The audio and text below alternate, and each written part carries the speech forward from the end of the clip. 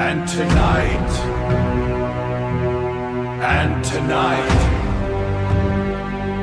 the vault is open. A man recorded his own voice before he ever spoke. Not an echo, not a glitch. The frequency analysis confirmed it. The voice on the tape was his. The words described exactly what he was wearing that day. And the tape itself had been sealed since 1972. I want you to sit with that for a second. Elias Phoenix wasn't a ghost hunter. He wasn't chasing monsters. He was an acoustic archaeologist. A man who spent his entire career measuring silence. And in the fall of 1992, deep inside the Appalachian National Forest in West Virginia, silence found him first. I came across Elias's case in 2001 through a colleague at the University of Virginia. She had inherited a storage unit from a deceased professor who had spent 30 years quietly documenting what she called temporal acoustic anomalies in the Appalachian Range. Inside that unit were real minus to minus real tapes, Polaroid photographs, and a single field journal written in handwriting so shaky it looked like the person writing it was either freezing cold or terrified. The journal belonged to Elias. I spent for months trying to find a rational explanation for what was documented inside that journal. I consulted audio engineers. I contacted forensic analysts. I drove out to the site myself once, in the winter of 2002, and stood at the entrance of that cave for about 20 minutes before I turned around and went home. I couldn't explain it then. I still can't explain it now. What I'm about to tell you isn't a ghost story. I need you to understand that going in. What happened to Elias in those mountains doesn't fit neatly into any category we have. It isn't supernatural. It isn't psychological. It's something that existed in those hills long before we had words for either of those things. And it started with a sound that had absolutely no right to exist. Elias Phoenix was 34 years old in the autumn of 1992. He had a specific kind of mind.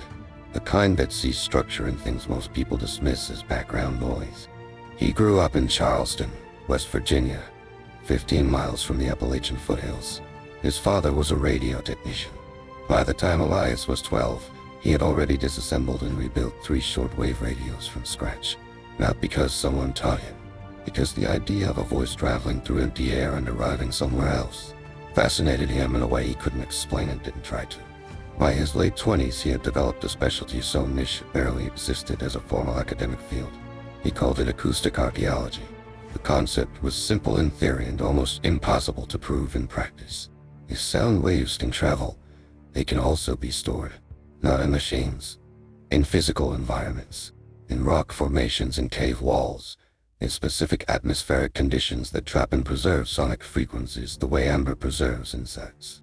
His core belief was this: the Appalachian Mountains were full of these stored sounds. He had evidence, partial evidence, but evidence. In 1988, during a research expedition in Greenbrier County, his equipment picked up structured vocal patterns inside a limestone cave. Patterns that didn't match any known animal frequency and showed deliberate rhythmic spacing consistent with human speech. The University of Virginia dismissed the recording as equipment interference. To audio engineers wrote letters saying the same thing. Elias didn't accept that. He spent the next 4 years narrowing down what he called zero zones. Areas so acoustically isolated that no modern frequency could reach them. No radio signal, no electrical interference, no human noise. Places where, in his own words, the only thing you can hear is what was already there. By October 1990, he had identified one location that stood above everything else he had found. Bloody Fog Ridge. The name wasn't official. It was local. Communities around that stretch of highland had used that name since at least the late 1800s. Nobody remembered exactly why. Some people said it came from the way morning fog moved through the valley below, thick and slow like something heavy being dragged across the ground. Others pointed to a series of disappearances in the 1930s. 3 families from 3 different counties, different years, same general area. No bodies ever recovered from any of the cases. Elias wasn't interested in the folklore. He was interested in the acoustics. The ridge sat at 4,300 feet elevation, surrounded by eastern hemlock forest so dense that satellite imaging showed it as a single unbroken mass with no visible floor beneath the canopy. At its center was a cave system partially mapped in 1967 by a geological survey team, and then quietly closed to public access with no official explanation ever given. Elias had obtained a copy of the 1967 survey through a Freedom of Information request. The report was mostly technical: soil composition, rock density, water table measurements. But on page 14 in the margin, someone had written 4 words in pencil. "Do not go back." No signature, no date. Just 4 words pressed hard enough into the page to leave an impression on the sheet beneath it. Elias noted it in his journal. 1 line, and he kept planning the expedition. He arrived at the trailhead on October 7th, for days of supplies, to real recorders, 1 portable spectrum analyzer, a Polaroid camera, enough sealed blank tape to record continuously for 72 hours. The first 2 days were unremarkable. Cold and quiet and beautiful the way remote mountains are beautiful when you're far enough from everything that the modern world stops existing entirely. Elias wrote in his journal that the forest felt unusually quiet, even for that elevation. Not the peaceful quiet of a national park on a clear morning. Something he described specifically as absence quiet. The kind of silence that happens when every living thing in a given space has collectively decided to stop moving. On the morning of day 3, he found the cave. It was smaller than the 1967 survey had described, maybe 12 feet wide at the entrance, narrowing to 6 feet further in. Limestone walls, smooth in some places and deeply fractured in others. The floor was covered in a fine pale sediment that looked almost like ash. Elias collected a small sample and noted in his journal that it had no smell, no moisture content, and didn't behave like any soil composition he had encountered before. Then he noted the smell at the entrance. Ozone, sharpened electric, the exact smell of charged air in the seconds before lightning strike. Except the sky that morning was completely clear. Elias walked back to the cave entrance, looked up through the hemlock canopy, and confirmed it. No clouds, no storm, no atmospheric conditions that should have produced that smell at all. He walked back in and set up both recorders. He began what he called a passive capture session. No speaking, no movement beyond necessary adjustments to the equipment. Just recording. For the first 3 hours, nothing unusual registered on either device. Then at exactly 11:17 a.m. in the morning, the needle on his spectrum analyzer moved. Not wind, not an animal, not static interference. A voice, human, clear, close enough to be standing in the same room. Elias reached for his field journal. He wrote 1 sentence, stopped, crossed it out, and then wrote 3 words so hard the pen nearly tore through the page. It was me. He didn't move for a long time. That's the first thing I need you to understand about what happened next. Elias wasn't a person who panicked. 12 years of solo fieldwork in remote locations, often in conditions that would make most people turn around at the trailhead, had trained him out of panic the same way repeated exposure trains anything out of a system. What he felt in that cave at 11:17 a.m. on October 9th, 1992, according to his journal, wasn't fear. It was wrongness. A specific kind of wrongness that bypasses every rational thought you have and lands directly in your body. Your stomach drops before your brain finishes its sentence. Your hands go cold. Something in the lower part of your nervous system, the part that's been there since long before language existed, just registers. Something is wrong here. The voice was his. He knew that within the first several seconds of hearing it play back through his monitor in real time. The frequency, the rhythm, a specific way he pronounced certain consonants, a slight elongation of hard vowels that he had noticed in his own recordings before and that his university advisor had once pointed out as a regional West Virginia marker that showed up consistently in his audio work. This was his voice. But the words were what stopped him completely. The voice on the tape was speaking in present tense, not narrating a memory, not describing a past event, describing, in real time, the immediate physical environment. The color of Elias's jacket, the brand of the waterproof boots he had bought 3 weeks earlier from a supplier in Richmond. And then it said something that made Elias look down involuntarily. It described a small tear in the left knee of his field pants. Elias looked at his left knee. The tear was there. It had happened 2 days earlier on a rock outcrop when he slipped while adjusting one of his equipment cases. A minor thing. He hadn't mentioned it to anyone, hadn't written it in his journal. It existed only on his body in real life at that exact moment. and the tape already knew about it. He stood up and checked the reel. The tape currently running was a factory-minus sealed blank reel he had purchased specifically for this expedition from an audio supply company in Richmond, still in its original paper sleeve when he opened it that morning. The kind of archival tape that came with a printed certification card showing manufacture date and quality testing. The certification on that reel read manufactured 1971, sealed for archival storage. The voice describing his torn pants in real time had been on that tape for 20 years before he was ever standing in that cave. I know what you're thinking. I thought the same things. Equipment malfunction. Signal bleed from a previous recording on a reused tape. Sleep deprivation causing auditory distortion. I spent 3 weeks in 2001 consulting with two audio engineers at the University of Virginia and one retired forensic audio specialist who had previously worked with the FBI on recorded evidence analysis. All three of them reviewed the original tape independently. All three reached the same conclusion. The voice was not a recording artifact, not signal bleed. The spectral analysis showed a clean, uninterrupted recording with zero evidence of any prior content underneath it. The voice was the first and only thing ever placed on that tape, and based on the chemical composition of the magnetic coating's oxidation layer, it had been there since the early 1970s. Elias didn't leave the cave. I've thought about that decision more than almost anything else in this story. Every functional instinct says you leave. You pack the equipment, you walk out, you drive until the mountains disappear from your rearview mirror, and you spend the rest of your life finding a way to believe it was a malfunction. Most people would have been 3 miles down that trail before the tape had finished playing. Elias pressed record on the second recorder and stayed. What followed over the next 4 hours is documented across 22 pages of his field journal and approximately 6 hours of additional audio. I'm going to tell you the parts that the forensic review team was able to independently verify. At approximately 1:30 a.m. in the afternoon, Elias spoke his first words since entering the cave that morning. He said simply, "Is anyone there?" The echo came back wrong. Not the words, the timing. In a limestone cave of those dimensions with those specific wall compositions, standard acoustic reverberation should have returned within a fraction of a second. A clean single bounce. Instead, Elias's voice reflected back approximately 2 seconds after he spoke. But the return wasn't coming after the original sound.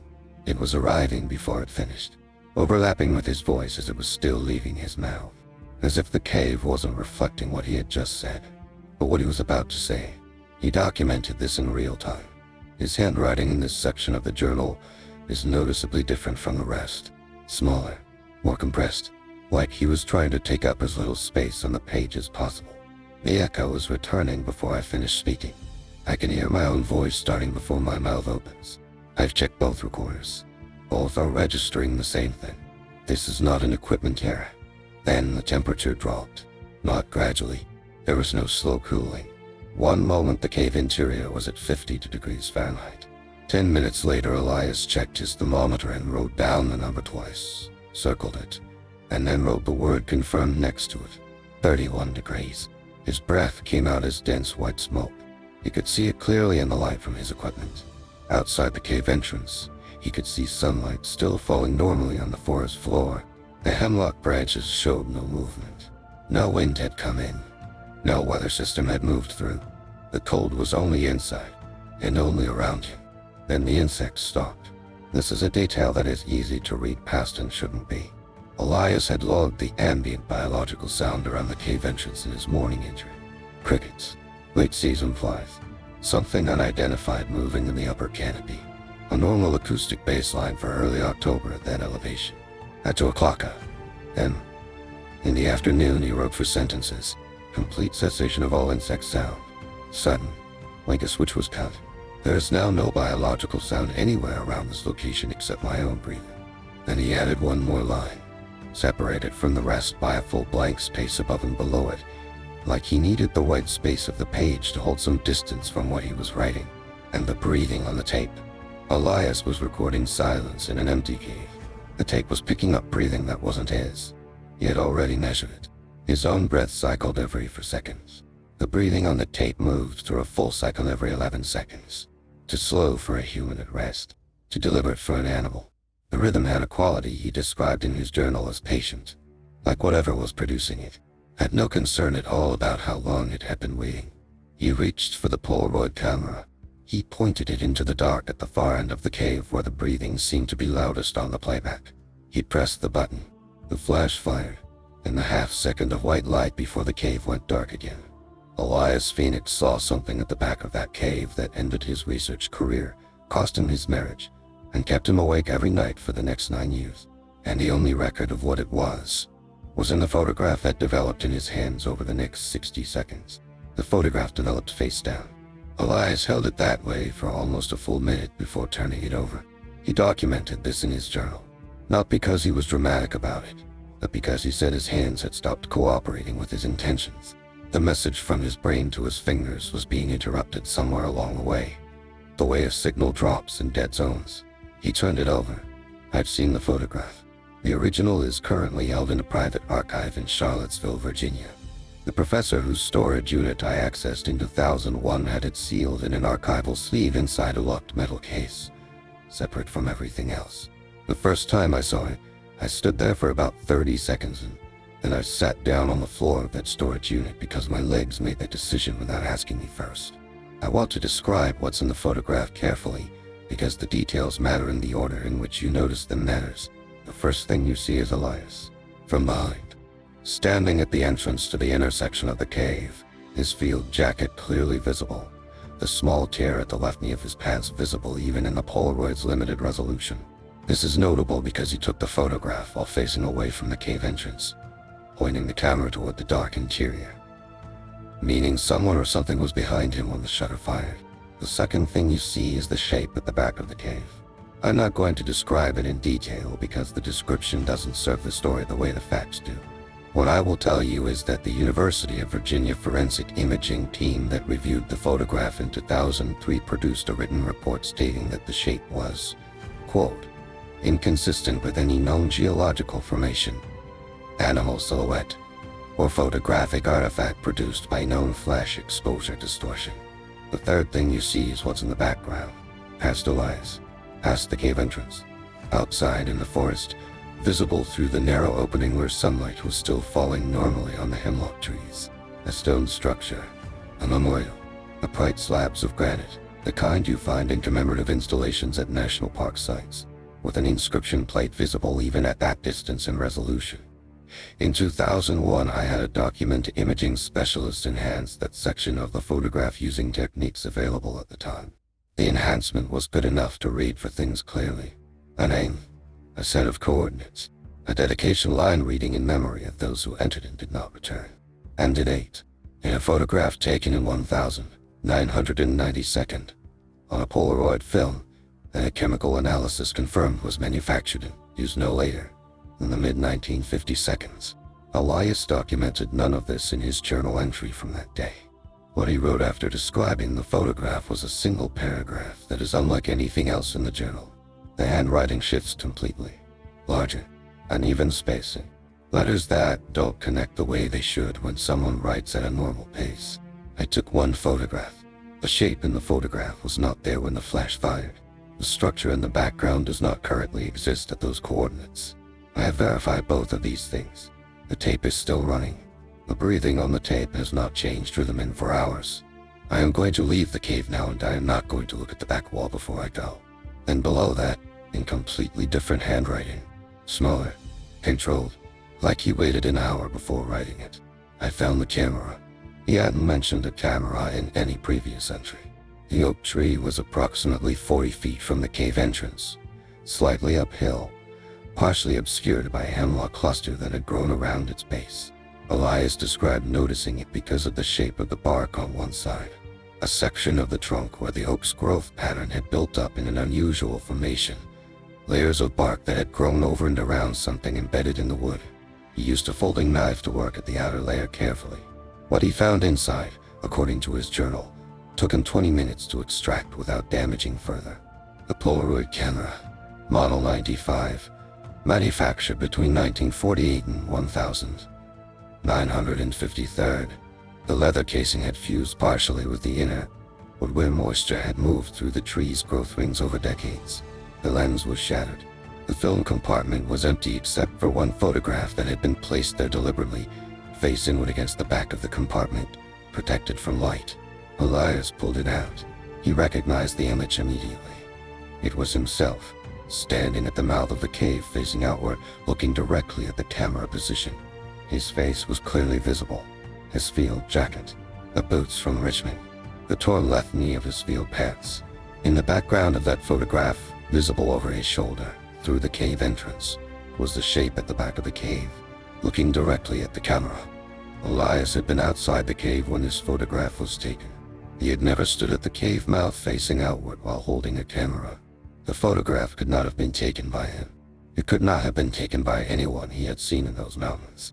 And based on the bark growth patterns of the oak tree, the University of Virginia's Dendrochronology department later estimated that the camera had been sealed inside the trunk for a minimum of 35 years before Elias cut it out, meaning the photograph of Elias in October 1990 to have been placed inside the tree no later than 1957th, 35 years before he arrived. I contacted the West Virginia Division of Forestry in 2002 and requested any historical survey records for that section of Highland County Forest.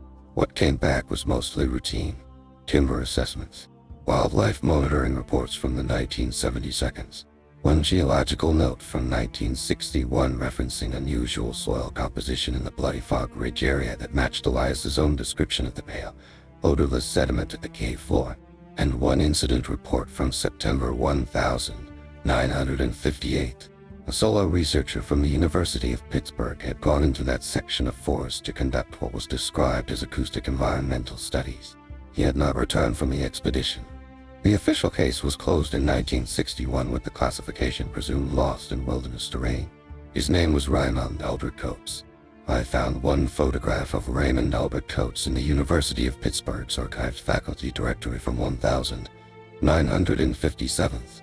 The resemblance to Elias Phoenix was not exact, but the jawline, the eye spacing, the way the ears sat against the skull, close enough that the first time I looked at them side by side I put them down and stared at the wall for a while. To acoustic researchers, the same specific interest, the same specific location. One went missing in 1958. One came back in 1992, or at least, most of them came back. The entry was short, 6 sentences. I've read them so many times. I don't need the journal in front of me anymore. I played back the final tape tonight. My voice is on it in ways I don't remember recording. There are footsteps behind me in the audio that weren't there when I was in the cave. There is breathing on the recording that cycles every 11 seconds. I turned around when I heard it through the headphones and the room was empty. But in the mirror on my shoulder, I can see something I cannot feel. He didn't describe what he saw in the mirror. He didn't need to. The entity collects sounds at moments of maximum human fear. It archives them. It stores them in physical objects and geological formations across points in time. And when it finds a voice it wants, a voice with the right frequency, the right resonance, the specific acoustic signature it's been searching for, it doesn't leave that voice behind in the mountains. It takes it with it. Elias Phoenix is 66 years old now. I located him in 2019 through a property record in Richmond County. I wrote him a letter explaining who I was and what I had found in the storage unit. I asked if he would speak with me. He never replied. But 3 weeks after I sent the letter, I received a package in the mail. No return address. Inside was a single reel of audio tape with no label and no documentation. I haven't listened to it yet. I'm going to be honest with you. I've had it sitting in a drawer in my office for 5 years. I've picked it up maybe 20 times. I've never put it in a player. And I think, if you understood everything I've just told you about how the entity works, you'd understand exactly why. Because if Elias sent me that tape, what's on it was already recorded before he sent it. And what the entity archives is the sound of the moment when someone realizes they should have stopped a long time ago. So tell me something. If you were sitting where I'm sitting right now, with that tape in your hands, would you listen to it? Leave your answer in the comments. And if you know anything about Bloody Fog Ridge, about Raymond Albert Coates, or about acoustic anomalies in the Appalachian Range, I need to hear from you. If you want to know what happened to the other people on that memorial before 2028, the full breakdown is in the next video. And if this story made something feel wrong in the room you're sitting in right now, you're not imagining it. already written into the conclusion organically. The CTA flows directly from the final question, would you listen to it, into the comment engagement, and the next video tease. Then the sign minus off. No hard cut. No, don't forget to like and subscribe, dropped in from nowhere. Tonight's file is closed, but the secrets below never sleep. Subscribe to hold the key to your return. And now, the vault is closed.